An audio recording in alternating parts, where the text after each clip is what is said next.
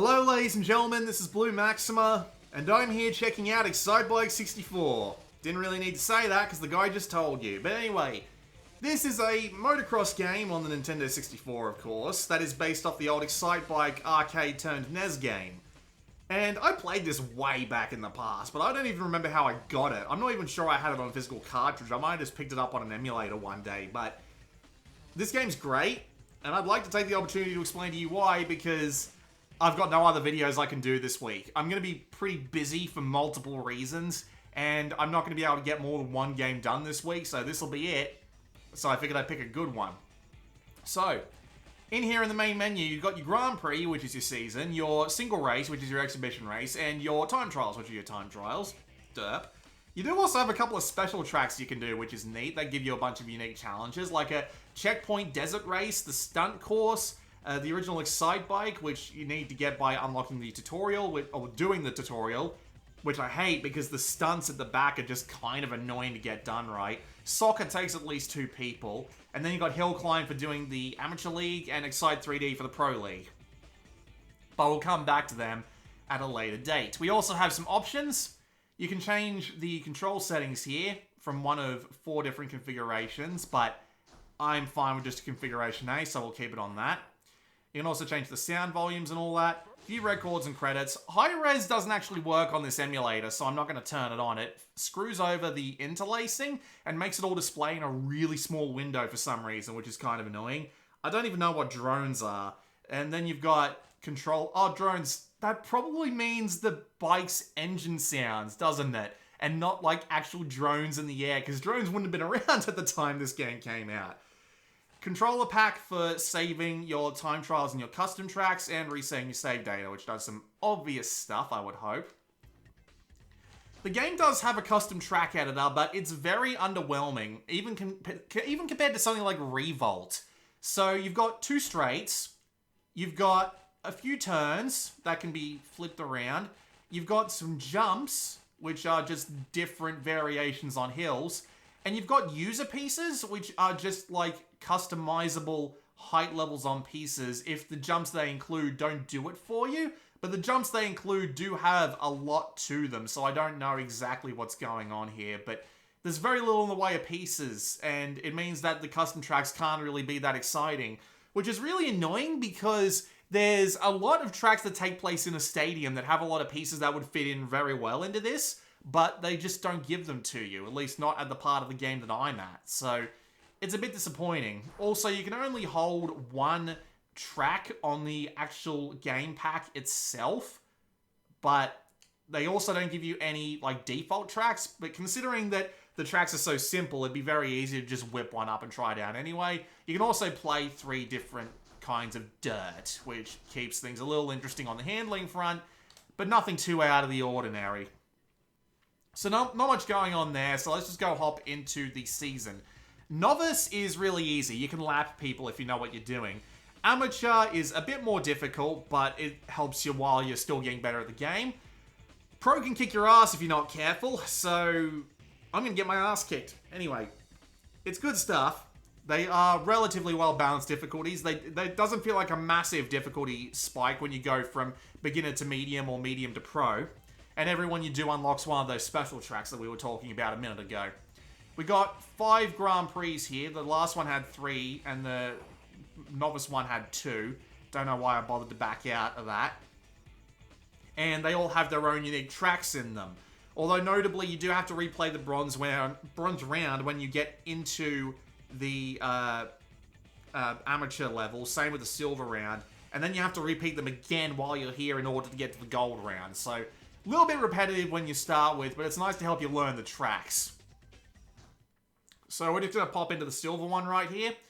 And then we've got character select, and they've all got different stats. And they all look slightly different, although there are some nice details here and there, like Sarah's hair sticks out behind her. Just some nice things like that if you look close enough. And they all have different stats. I prefer going with Sarah because her cornering is really good. Her landing and her jumping are alright. Her turbo is not great, but you can take advantage of it if you know what you're doing and really get some good speed up. So I'm not going to be taking advantage of it in this video because every time I turn on the recording, I lose like 50% of my gameplay skill like a snap of the fingers. So That kind of sucks. They do have their own neat little bios, though, which is kind of neat. Even a unique special trick. And even then, you can swap out the colors on them. So for the rider, it's just flat out colors. Like, there's nothing too out of the ordinary there. But for the bike, you can change the paint job. It changes the stickers as well as the color itself. So that's kind of neat. Just find the one that you like and stick with it and you're all good. No real problem there. It's not Forza Horizon 5, but this is also the Nintendo 64. So I can't say that I'm immensely disappointed in a game that came out 21 years ago. Also, not the neat little thing. Hammer away the A button while you're at the start line. Shit. Well, that's a good start.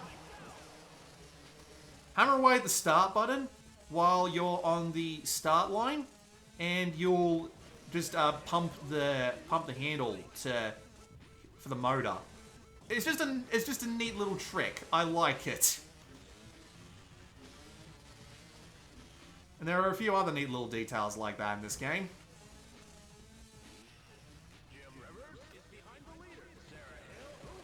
So, this is Excitebike 64. They've turned it into like a proper motocross racing game, but there are still some arcadey elements to it. And they actually merge together really well. And the first thing I just want to point out is how nice it is to handle this bike. For a Nintendo 64 game, this thing handles like a PlayStation 2 game at times. It's a little bit floaty from time to time, and it's a little bit, whatchamacallit. It's a little bit wacky with the physics sometimes. Like, you can tell that this isn't going for, like, top-level realism. But, for what it does it really well. And once you understand what you're doing with all the controls and what have you, this is going to be an immensely satisfying game to play over a long run if you're going for something like, you know, time trial records or what have you. Because there is a lot going on, despite the fact it looks like a relatively simple and arcadey game. So, let's go over the basics. You've got a temperature meter in the bottom right, and whenever you're accelerating or turboing, it actually goes up. And if it gets too high, you won't be able to turbo anymore. And the entire game is about balancing the level of turboing that you've got going on in order to do things like get over jumps and perfectly time it so that you come down into crevices and get some more speed off of them, while maintaining just regular acceleration in places that don't really need it. Look at her arm. Look at her arm. Vroom, vroom, vroom, vroom, vroom. As far as I can tell, there's no turbo start in this game, though, so that's just for fun. But, I mean, shit, who can complain about it being there just for fun, right? But yes, you have to be really careful with how you handle your turbo in this game, because running out of turbo at a particularly bad time can and will leave you in a bad position. Like that, for example. I didn't want to spend too much turbo getting over that hill, and now I've turned into all the walls, and there we go. Well, at least I managed to find my way into a really long flight. There we go. And I just managed to save all of my temperature.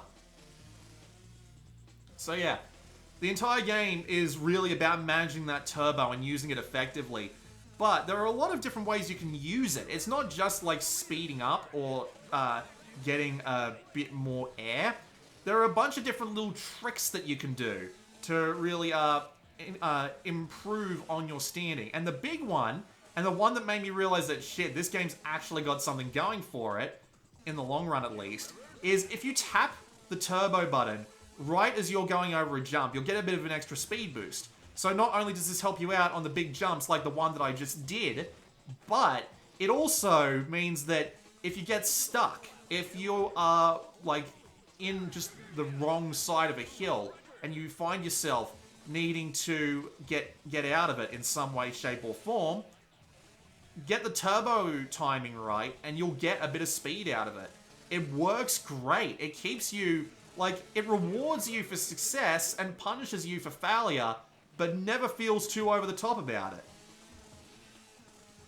And there's a lot of different things like this as well. Like, for example, you've got the ability to make just regular turns, but if you hold back on the analog stick while making the turn, you'll do a sharper turn. You'll stick your leg out like you just saw there. And it's all about just getting all of this right Like, I just absolutely failed to do there, and I'm probably going to pay for it in positioning. I don't know what it is about that wall. I just seem to hit it every single time. And there's even some other weirder stuff, like you wouldn't expect to see in this sort of thing. Like, hold back while you're gaining height, and you'll do a bigger jump than you normally would. Which is genuinely cool. Made it. I'll take second. This is kind of rough. They can be strewn like back along 15 seconds in like the novice mode, but in this they will stay tightly packed and you will need to catch up to them if you fall behind, and it sucks. So where are we? 8743, that's not good. Also, I'm going to hit the save state button because this emulator's actually got a bug where, for some reason, when it loads between screens, there's like a very minute chance that the controller will stop working and I'll have to reset the entire emulator. I'm playing on a DualShock 5 if that means anything, but yeah. I don't think it's the fault of the DualShock 5 at the very least. So, there's even like combat in a really strange way. So, if you get someone off their bike by tapping their front wheel with your back wheel, something I'd be happy to show off if I had the positioning right, it actually, well, technically you can still send them in the walls too, but that doesn't actually get you a benefit. But if you specifically knock someone off their bike, it actually resets your temperature. So it gives you a little bit of a risk-reward thing going on, because it can be very easy to end up behind someone and end up taking their wheel instead of you eating their wheel. You've even got things like that, like proper air turns. And it makes the game feel so good because it merges all of these little techniques really well. It gives off that sort of same feeling that I get with like not MotoGP, MXGP. Like just mixing all of these little neat things together. There we go.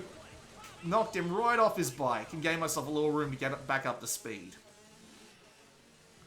And as a result, the game, when you're playing it properly, is so satisfying. And it helps with the physics. Again, they can be a little bit weird, but the bikes feel heavy. The cornering is really enjoyable. The temperature, the boosting really adds to the speed of the bike. It helps. It's all really well done. And it feels great.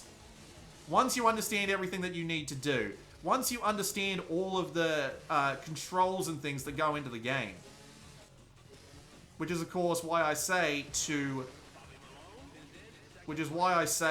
play the tutorial, because the tutorial teaches you all of this stuff in no uncertain terms. It shows you everything in a really nice tutorial, and then it lets you press start and try it out for yourself. And then it gives you tests, and if you don't get the tests right, it won't let you move on to the next part of the tutorial.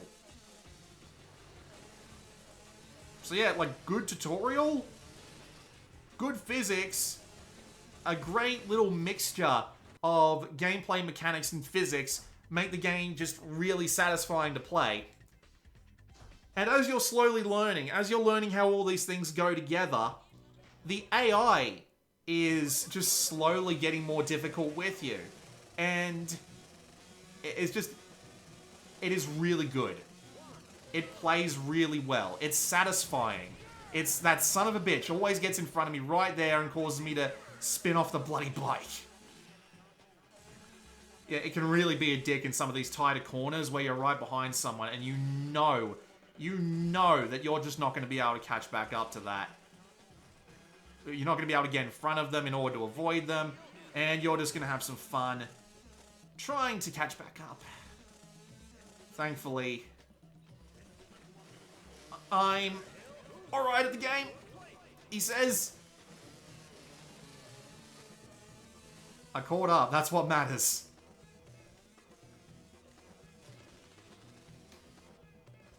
It also helps that the course designs are really good.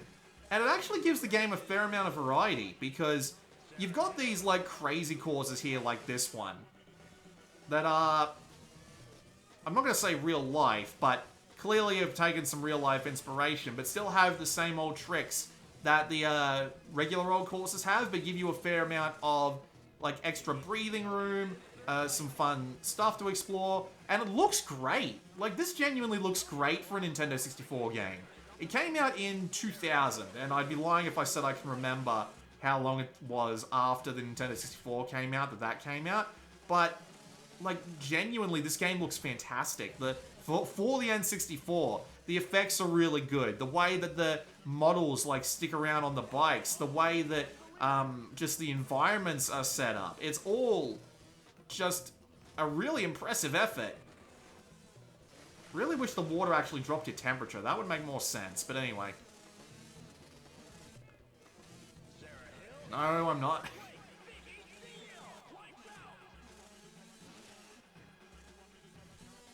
But yeah, everything about it looks good. Just the environmental details, the effects, the way that the models look on the bike. Even the ragdolls when you fall off, even though they get like a bit stiff, because Nintendo 64, they still look good. Like, good enough to be convincing for the amount of time that you'll be off the bike. And I find it hard to argue.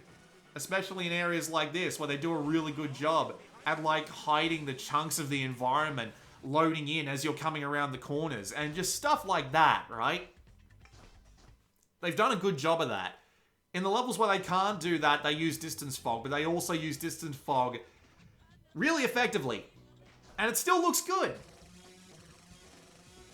It definitely doesn't feel like certain games that would overuse the... Yeah, you've even got a slide on the R button, and R button plus the B button in the air equals the air turn. But you can see here that they constantly give you these new challenges to do through modifying the way that the stadium tracks work, the way that then you get the big courses that are out in the real world, and well, the real world, you know what I mean, out in the world, and it's like, it's just a good bit of variety. It'd be nice if there was more real world tracks versus the stadium tracks, but again, it's not like these aren't a cool challenge all on their own. I am off course. I am over the wall. That looked like it hurt.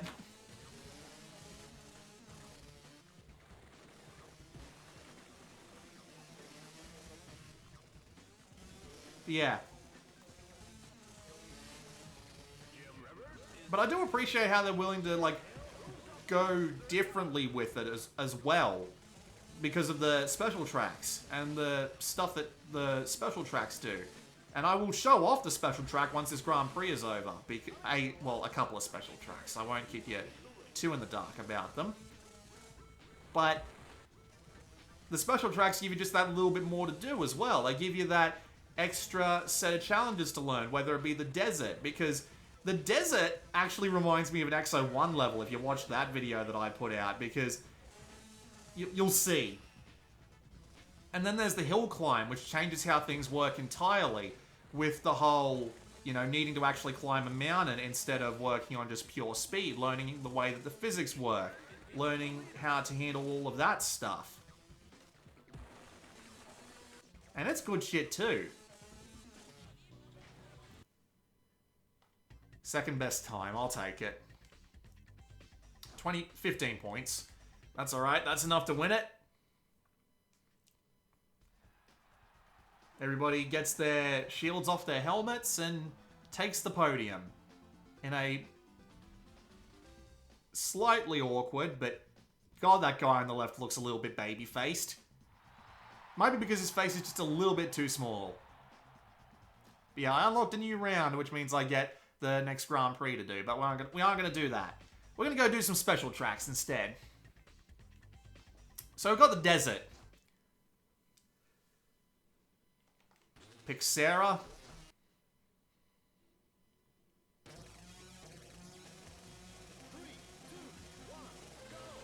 And it's the desert. So you've got these absolutely, like, massive hills and big jumps.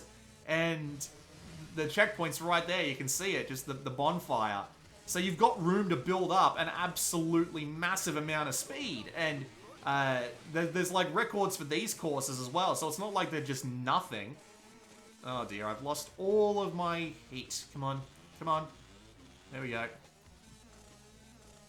And it even becomes a game of, like, managing, like, when you're holding on to the accelerator. Because there are certain parts of the game where you can just let go and let your temperature sort itself out. Yeah, look at that. 70 miles an hour. Massive jumps. And they're all in front of me. Dog's bollocks. Alright, where's the next one? It's down this way. But yeah, it's just a nice, neat little extra. Helps you learn more about the game. Gives you a little bit more room to play around in. Makes it just that little bit cooler. That little bit more interesting. Gives you that little bit more stuff to master. Great, did I miss it? Eat shit. Yep, I missed it. Let's go.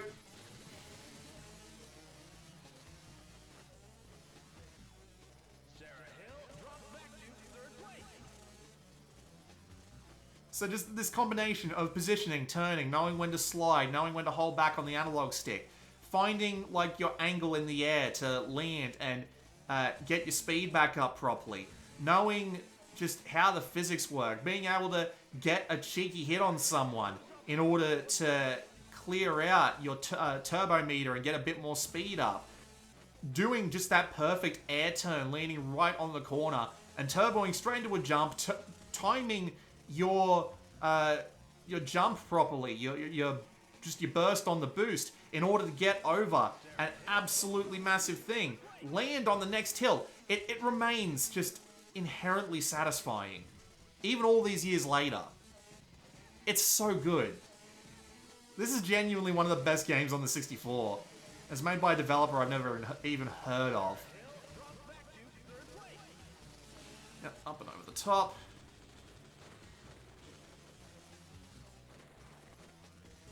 Let's get a little bit of burst on so I can get over these hills. Let go for the down.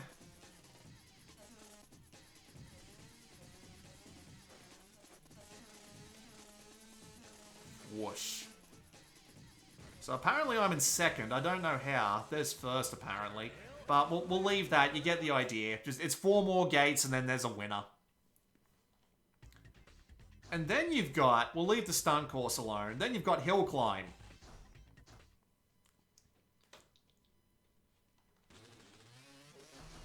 Might be better to pick someone who's actually better with turbo for this course, but...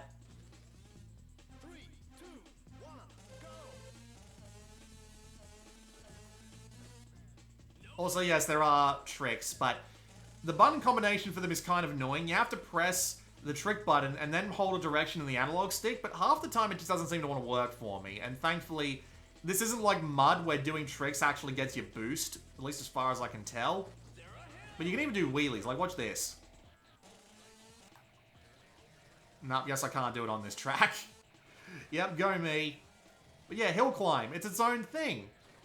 Learn how the physics work. Learn when to boost and when not to boost, when to accelerate, when not to accelerate. And try and set a best time. There's like 3 stages here. And they give you time back at the end of every one, and they even let you boost up a little bit if you want to get a bit dangerous.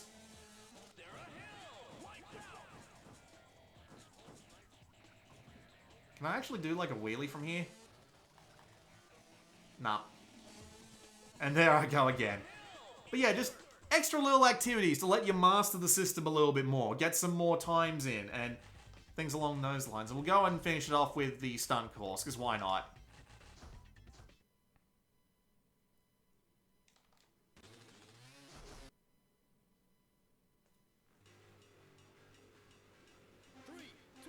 It's a high score challenge. Oh yeah, you can also change the camera, look behind you, hide certain parts of the heads-up display. Yeah, you press C down in order to do... Yeah, there we go, there's the wheelie. I don't think wheelies actually help you.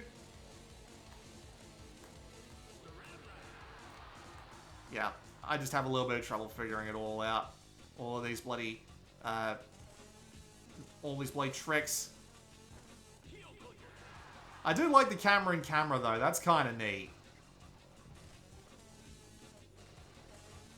And if I could remember, like, a special trick combination, I could do it. But, hell, I have enough trouble remembering a downright punch sometimes. Yeah, it's all just neat. It's all just some neat little ways to play around with the game some more. Give it a little bit of time, give it a little bit more variety, give you a little bit more time to master it if you so desire. And then, of course, there's soccer, but I can't show you soccer because, as always, forever alone. So yeah, that was a look at Excitebike 64. I really like it. The physics are really satisfying. The amount of little techniques you can learn in order to become a good bike driver works really well. It does a great job of translating Excitebike to a more realistic formula, while at the same time maintaining what that series made to feel great. There's a lot of mastery, there's a pretty high ceiling of skill that you can have, and all the special tracks do nothing but add on to that. Although the high-res mode being a bit of a failure is disappointing, and the custom track editor is a bit we could have done without that. Maybe add a few more tracks that are more real-world instead of adding that, and you'd be golden. But yeah, this is one of the best racing games on the 64. Just inherently satisfying once you've got it down pat, and I enjoy the hell out of it. More than happy to recommend it if you can get your hands on it via an emulator, because even if Nintendo did... Well, I mean, Nintendo did release the Nintendo Switch Online with N64 on it. I don't think this game was on it, though. God almighty, I'm going to have to look that up now, aren't I?